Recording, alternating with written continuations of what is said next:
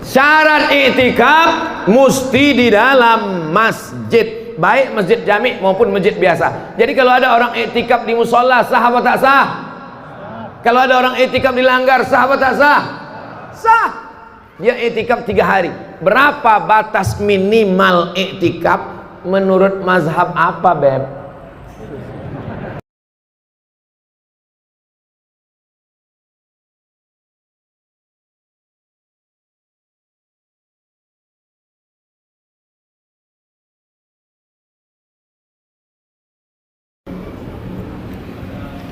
Assalamualaikum warahmatullahi wabarakatuh. Waalaikumsalam warahmatullahi wabarakatuh. Bolehkah kita i'tikaf di masjid atau musola 3 hari? Dan apa arti i'tikaf itu, Pak Ustadz? I'tikaf itu artinya al-muksu fi makanin, menetap di suatu tempat, khairan kana au syarran. Apakah tempat itu baik atau tak baik? Menurut bahasa, i'tikaf itu artinya menetap di suatu tempat, apakah tempat itu baik ataupun tak baik. Kalau ada suami ibu yang menetap di suatu tempat main gaple sehari, itu i'tikaf juga namanya. Bang, abang sedang di mana? I'tikaf. Tapi bukan i'tikaf menurut fikih, i'tikaf menurut bahasa. Sedangkan i'tikaf menurut fikih adalah al-muksu fil masjid, berdiam diri di masjid. Masjid terbagi 2. Ada masjid yang ada sholat Jumatnya, namanya masjid jami. Ada masjid yang tak ada sholat Jumatnya, namanya musola, surau, dan langgar. Ini masjid apa namanya? Masjid Jami Nurul Huda. Apa arti jami itu? Mana tahu anak ibu nanti nanya, Ma, apa nama masjid jami itu, Ma? Masjid jami itu artinya apa? Entah, sejak emak kecil kau belum lahir udah jami namanya. Jami diambil dari kata Jum'ah. Jami artinya di masjid itu ada sholat Jumatnya.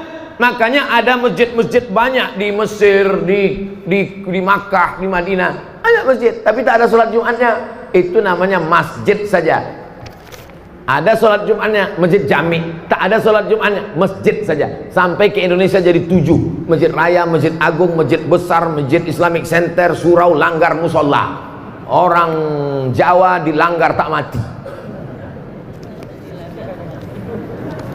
Syarat i'tikaf mesti di dalam masjid, baik masjid jami maupun masjid biasa. Jadi kalau ada orang i'tikaf di musola, sah apa tak sah?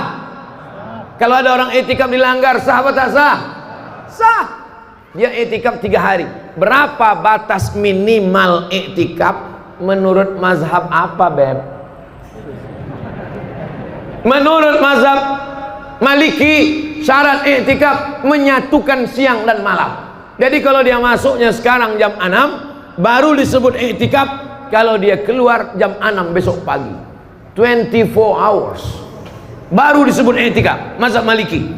Kalau mazhab Syafi'i, lebih lama dari ruku sudah dianggap i'tikaf. Mana yang lebih ringan tentang masalah i'tikaf? Mazhab Maliki atau Syafi'i? Syafi'i ringan, lebih lama dari ruku. Subhana rabbiyal azim wa bihamdi, subhana rabbiyal azim wa bihamdi, subhana rabbiyal azim wa bihamdi, subhana rabbiyal azim wa bihamdi. Sudah i'tikaf. Makanya tadi masuk ke masjid niatnya niat i'tikaf. Waktu masuk ke dalam masjid, Allahumma ftah li abwaaba rahmatik, nawaitul i'tikaf fi hadzal masjid Nurul Huda lillahi ta'ala. Maka selama kita di masjid ini bernilai i'tikaf.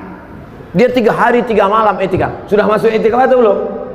Masuk i'tikaf karena lebih dari lama ruku. Apakah kita harus memberikan KTP, kartu keluarga, paspor kepada pegawai masjid, Pak Ustadz, karena takut nanti ada barang masjid yang hilang?